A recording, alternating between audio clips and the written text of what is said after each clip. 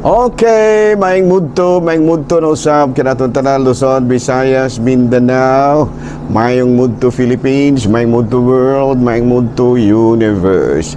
Ana na punta maghigala din ang atong tulumanon sa kahanginan CONA Catechesis on Air og ako lang gihapon kini inyong ubos nga alagad Reverend Padre Edwin Academia Akam. Abay no maghigala adlaw na usab karon nga Miyerkules no pizza 11 na kini maghigala sa bulan sa Hunyo. Oh, padayon karon mga higala no ag panawagan sa mga mandated organizations sa simbahan, mga kaobispuhan o gingon man usab mga dagko nga mga grupo sa mga kongregasyon ngadto sa Senado nga kuanan gyud nga matud pa tahuron ang ilahang mga katungdanan no ilahag gyud nga tumanon ang ilahang mga responsibilidad kabahin usab sa ato nga panerbisyo no kalabot kini sa nagpadayon na karon nga impeachment trial bato kang kini Vice President Sara Duterte no so karong hapon gagahapon ni kuana nanumpa na sa ilang katungdanan ang mga senator judges no senator judges sa ilahang makapagmembro sa matud pa kining korte no korte sa mga senador nga maoy mo desisyon no kung sadaan ba si kining BP Sara o dili ba mao kadtong higala no so atong mga kaobispuhan sa mao gihapon ang mga reaksyon no gikahimuot magpasalamaton sila dako nga nahimo na sa ako lang ginaingon if you will ask me of my stand of course I am on the side of the law no I am on the side of the law kung unsa ang naa sa eksakto nga kung unsa ang nagsubay sa balaod adto kun ni dapig ayan no so impartial man ta mahigala kay naa man lang kita sa media no kining atong programa wala man ni gidapigan no kay naa man ta sa media so ang ato argyod isip usa ka pari nga I am in the side of the law no kung unsay eksakto maura po aton no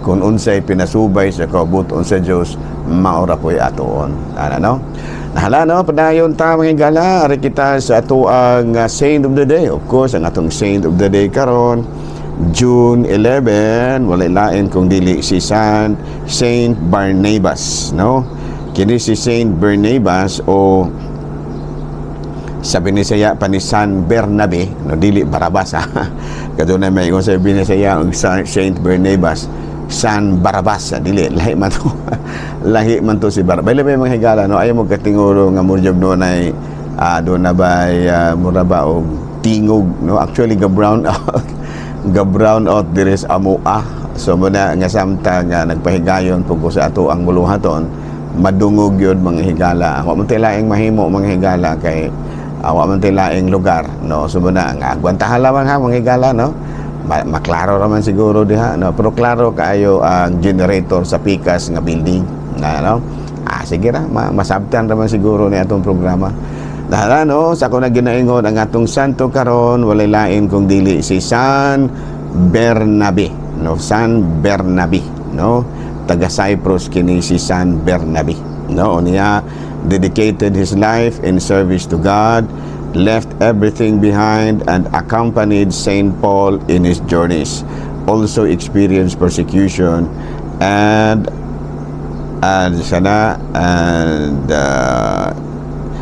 kana experience no martyr's death no awarded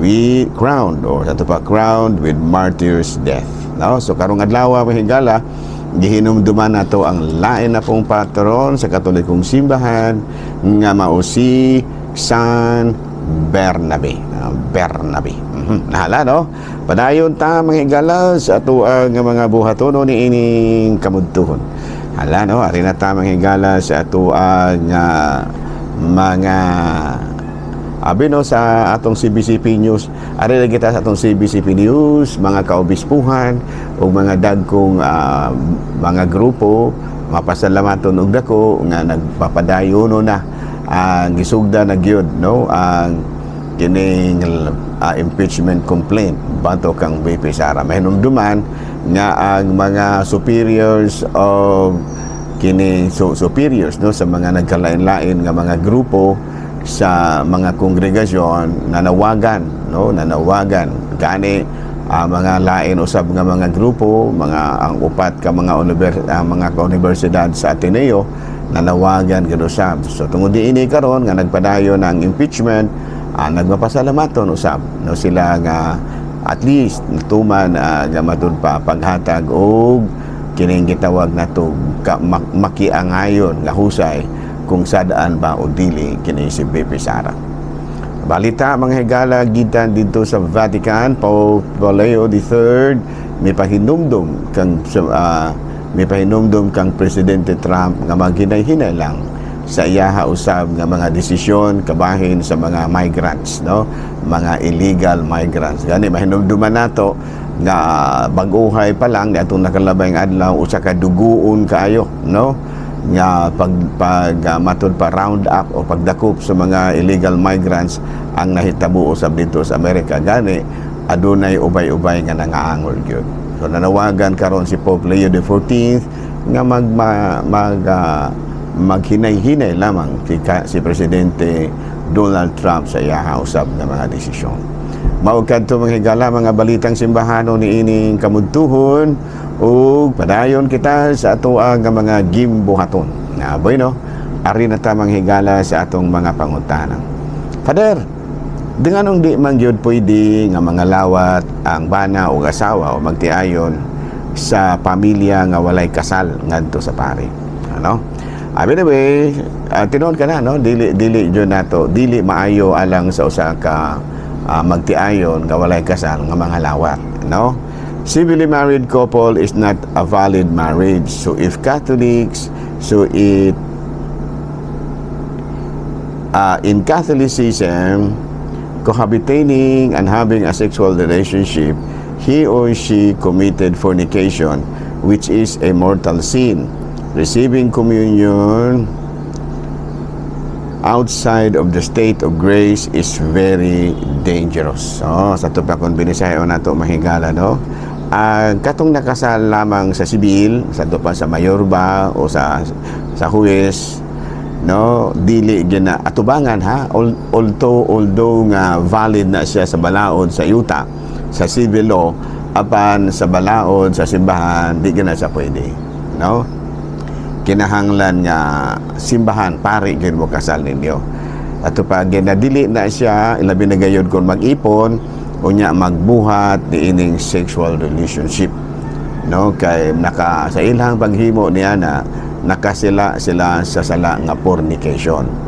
Yang sala nga fornication mga gala usa kini ka mortal nga sala. Matud pa, no, receiving outside kaya labi na gayud ko mga lawat ka, no, mga lawat ka nga wala ka ilalong sa estado sa grasya, dili ka na maayo. Nya ato ka nang mabasa sa unang sulat ni San Pablo ngadto sa Corinto, kapitulo 27, busa ang mukaon sa pan sa Ginoo ug mainom sa iyang kupa sa paagi nga dili takos nakasala batok sa lawas ug sa dugo sa Ginoo. Sa ato pa kung wala mo'y kasal o nya magsige ra pug kag pangalawat, dako kay kanang ikadugang na hinuon sa inyong mga sala. No? So na, no, nga dili gyud maayo ha. Dili, so akong tambang lang sa mga magtiayon, labi na kung walay babag sa inyong kaminyoon, magpakasal gyud. Pakasal lang kita. No, bahala na wala tay dako kay gasto pero mangining kamot ra gyud. Okay, another question. Father,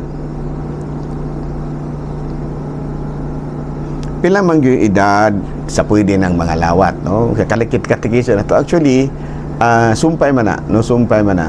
7 years old, pwede naman laging mga lawat, pwede nang mangumpirma, makumpirmahan, pwede na po nga mangumpisal.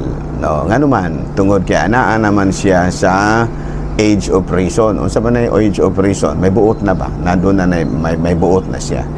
Masugo na ba? Masugo na.